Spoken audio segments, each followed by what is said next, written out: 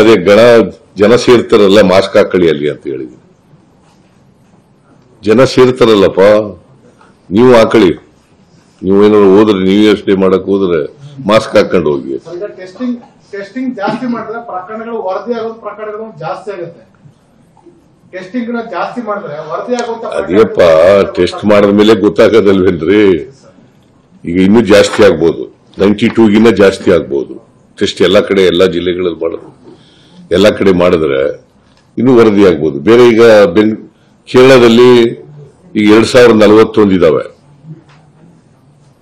ಅಲ್ಲಿ ಇನ್ನೂ ಟೆಸ್ಟ್ ಜಾಸ್ತಿ ಮಾಡಿದ್ರೆ ಆಗ್ಬೋದು. ಈಗ ಬೇರೆ ಮಹಾರಾಷ್ಟ್ರದಲ್ಲಿ ಅಥವಾ ಇನ್ಯಾವುದೋ ಪಕ್ಕದ ರಾಜ್ಯದಲ್ಲಿ, ತಮಿಳುನಾಡಿನಲ್ಲಿ ಇಲ್ಲೂ ಕೂಡ ಟೆಸ್ಟ್ಗಳು ಮಾಡಕ್ ಪ್ರಾರಂಭ ಮಾಡಿದ್ರೆ ಗೊತ್ತಾಗ್ಬೋದು.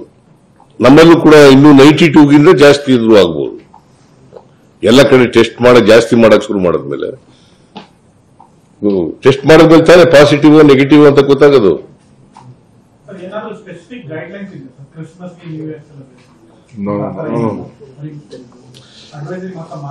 ಅದಕ್ಕೆ ಅಪ್ಪ ನಿಮ್ಗೆ ಹೇಳಿದ್ದು, ನೀವೆಲ್ಲ ಪ್ಯಾನಿಕ್ ಮಾಡಕ್ ಹೊರಡಬೇಡಿ ಅಂತ. ಇಲ್ಲಿರೋದನ್ನೆಲ್ಲ ಪ್ಯಾನಿಕ್ ಮಾಡಕ್ ಹೋಗ್ಬೇಡಿ. ಅದಕ್ಕೆ ಕ್ಲಾರಿಫೈ ಮಾಡಕ್ಕೆ ನಿಮ್ಗೆ ಹೇಳ್ತಾ ಇರೋದು ನಾನು. ಈಗ ಇದು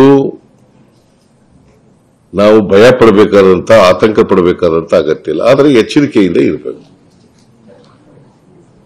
ಪ್ಲೀಸ್ ಫೋಕಸ್ ಆನ್ ದಿಸ್. ಖಾಸಗಿ ಆಸ್ಪತ್ರೆಗೆ ಚಿಕಿತ್ಸೆ ಮತ್ತು ಆರ್ಟಿಪಿಎಸ್ ಟೆಸ್ಟ್ ದರ ಏನಾದರೂ ಯಾವುದು ಇನ್ನೂ ಅಲ್ಲಿವರೆಗೂ ಹೋಗಿ ಇಲ್ಲಪ್ಪ. ನಾವು ಕ್ಯಾಬಿನೆಟ್ ಸಬ್ ಕಮಿಟಿ ಇದೆಯಲ್ಲ, ಅವ್ರು ತೀರ್ಮಾನ ಮಾಡ್ತಾರೆ. ಕ್ಯಾಬಿನೆಟ್ ಸಬ್ ಕಮಿಟಿ ಮಾಡೋದು ಅದಕ್ಕೋಸ್ಕರನೇ. ಅವ್ರು ಆಗಿಂದಾಗೆ ಭೇಟಿ ಮಾಡಬೇಕು, ಡಿಸಿಷನ್ಗಳು ತಗೋಬೇಕು. ಅವ್ರಿಗೆಲ್ಲ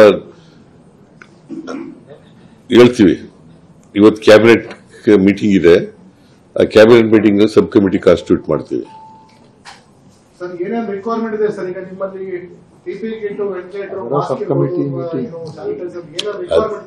No, whatever requirement is there, whatever we